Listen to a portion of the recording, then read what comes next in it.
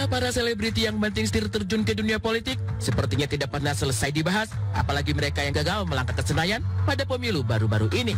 Krisdayanti adalah salah satu yang harus menelan pil pahit dan harus menguburkan dalam-dalam impiannya untuk kembali duduk di kursi empuk anggota Dewan Terhormat. Perolehan suara partai yang mengusungnya hanya cukup untuk 2 kursi, dan Kade kalah suara dari 2 rekan lainnya. Sungguh sebuah ironi yang cukup menampar bagi Kade. Dari peraih suara terbanyak pada pemilu sebelumnya, 2019, yang menjadi momen kemunculan pertamanya, kali ini Kade gigit jari karena hanya menempati posisi ke-7 dan bahkan nyaris sebagai juru kunci dengan raihan 70 ribuan suara saja. Apa yang salah dengan Kade sehingga kali ini tidak mendapat dukungan masif lagi dari masyarakat Malang Raya? Padahal sebelumnya, Kade mengaku bahwa ia sering belusuan ke desa-desa kecil terjauh di Malang Raya hingga bertamu ke rumah-rumah warga.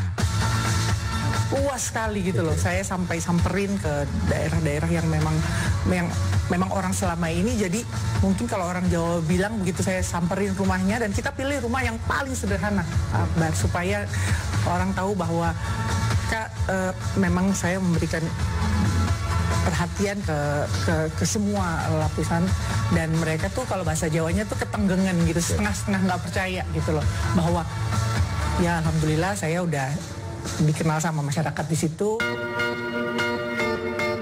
Momen kunjungan kerja selalu hadir dan meninjau langsung tantangan dan kesulitan yang dihadapi warga. Dalam beberapa kesempatan, warganet memuji aksi Kade tinjau langsung pembangunan pipanisasi di Batu Malang.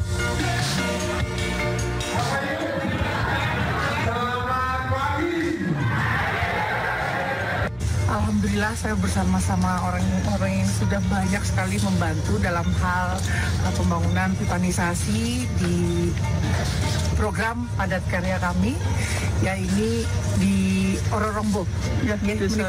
Desa Ororombo ini sebetulnya dekat tempat lahir saya di Sisir, tapi yang nggak tahu kalau bakalan seluas ini. Ditemui tim Insert, Kade mengaku sedih atas kegagalan kali ini. Menurutnya, Malang Raya jadi kehilangan keterwakilan perempuan di parlemen kali ini. Untuk di politik, saya pasti akan tetap di politik, lalu tetap kembali ke masyarakat, jelas gitu ya, dan tetap kalau sedih ya karena memang sudah kehilangan satu suara perempuan di Malang Raya, nggak ada perwakilan perempuan, itu yang membuat saya lebih sedih ya tentunya. Tapi mudah-mudahan bersuara lewat di dalam atau di luar parlemen pun juga insya Allah saya akan tetap menggunakan jalur khusus untuk bisa berkomunikasi sama teman-teman di fraksi nantinya.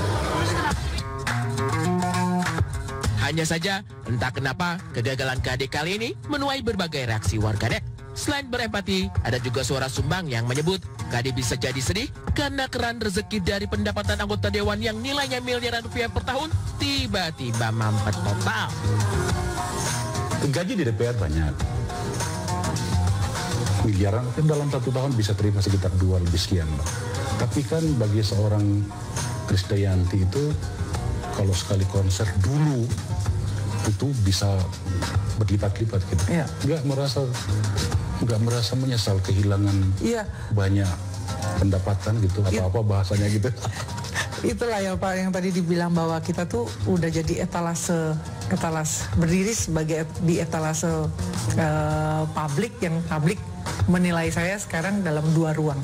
Ya, ada Diva yang sekarang jadi politisi. Artinya saya udah lewati masa saya okelah nyanyi dengan harga ratusan atau bahkan iklan bisa miliaran misalkan seperti itu ya.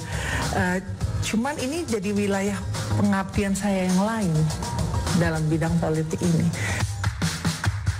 Kepalang basah, bagi Kade tidak ada kata mundur. Meskipun kalah, ia berkomitmen untuk tetap aktif memperjuangkan kepentingan masyarakat.